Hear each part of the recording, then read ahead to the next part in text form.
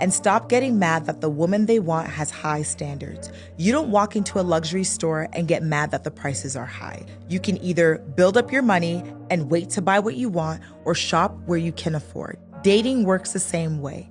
A woman with high standards makes insecure men feel uncomfortable, not because they're asking for too much, but because she reminds them of what they haven't built yet. If you want to appeal to a high standard woman, focus on building your income, your discipline, your purpose, and self respect. Build yourself up to attract the standard of woman you desire. Men. So I don't really disagree with what she's saying here. Right? If you are desirous of a woman and that's, she has a different standard of living than you, then yeah, then you have to go and meet that. Women rarely go backwards in terms of that. The problem where our paths start to, differ is it's very easy for someone to set a standard. And that standard have nothing to do with their financial income, with what they spend, what they're capable of spending. You often hear, I deserve X, X, Y, and Z, or whatever follows that. But that's based on internal evaluation, not reality. You feel as if you deserve this. You feel like your standard is trips to San Tropez. You feel like your standard is going to Monaco on a date, but your reality is usually very different. You can set whatever standard you want for yourself, but when it's not based in reality, well, his income is based in reality. His income's not based on what he may feel like he'll one day make or he should be making. No, that's the limiting factor. His limiting factor is an economic reality. It's dollars, it's cents, it's digital currency, it's stocks, whatever. Your limiting factor in this sense is imagination. And there's no man on the planet that can keep up with when that is used as the standard. It has to be based in reality. It has to be based on your own set of principles and your own income. And I'm not saying that your standard is based on how other men have treated you. Because again, that's based on their own economic standard. That's based on their own economic reality. What they could spend, what they were willing to spend, that has very little to do with you intrinsically. It's how they valued you, how they looked at you and said, I'm going to spend a bag on this one. Even if I have it or not, I'm going to make it happen. I'm going to make it, I'm going to trick. I got to do what I can. That is still not your actual reality. Your standard should be based on what you can do for yourself in your own life with your own income. Everything else is extra, or everything else is below that. So before we continue, like, comment, subscribe, hit the notification bell so you don't miss no uploads. If you're just seeing this video, and you've been subscribed, it's a notification bell because we're out here still doing 2 a day, still trying to pay that rent. Now, I chose this video because it's something that I'm increasingly hearing more and more and more and more. I'm sure you have as well. When we're just saying what her standard is or dating your tax bracket. Yes, the fact is most of our tax brackets are probably quite even. That's just a fact. The especially in the Black community, the higher up we go, then you start seeing separation. I think 8% of Black men make over 6 figures, and I think it's 4 for women. But let's keep it for the large majority. We're all probably in a similar tax bracket, especially that people tend to date people that they're around, people that they know. You're probably in the same socioeconomic circle.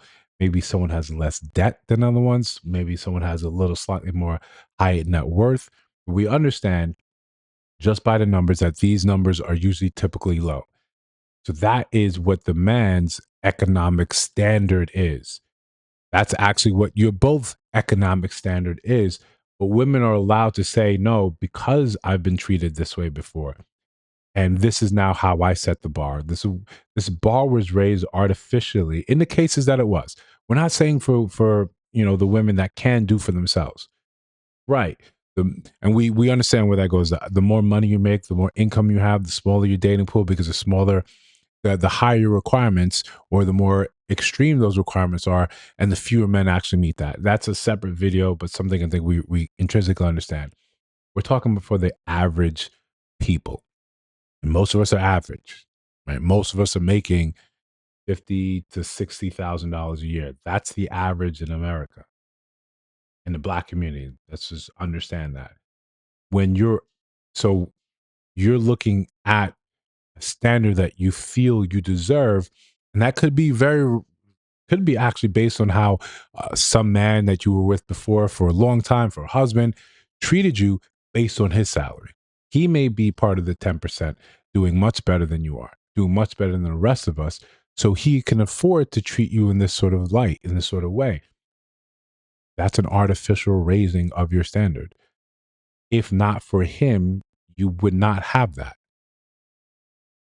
That's how your standard has to be based on. You remove as many extraneous variables as possible. That's who you are. You in the cold light of the morning, naked in front of the mirror. That's who you are. That's what it looks like. Period. That is the standard. When you start adding everything extra, then things changes. Then the equation changes. And then you could say, well, no, when I put on these luxury items, when I put on these shoes, my value increases. That's how I believe. That's how I feel. So that's how it should be. But it's always based on extra stuff. The standard has to be based on what you can do for yourself. If we had a better understanding of that, I think we would stop making, superfluous claims that you have to date a man has to date someone in his tax bracket. You are in my tax bracket.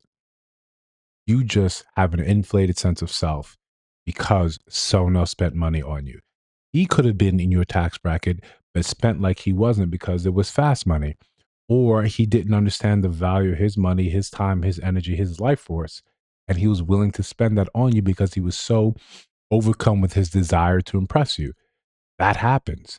That does not make you worth more or raise your standard. It's just to that person individually. It's like you're trying to sell a product, you're trying to sell a house, you're trying to sell a car, one that you have a lot of emotional investment in. That raises its price, but something's only worth what someone is willing to pay for it. Your standard is not based on what someone else is willing to pay. It's based on your ability on your own. Again, the quicker we understand this, the quicker we can do away with yet another notion. And no disrespect to the creator, the way she posited this was very eloquent, but it's full of holes when you poke just a little bit.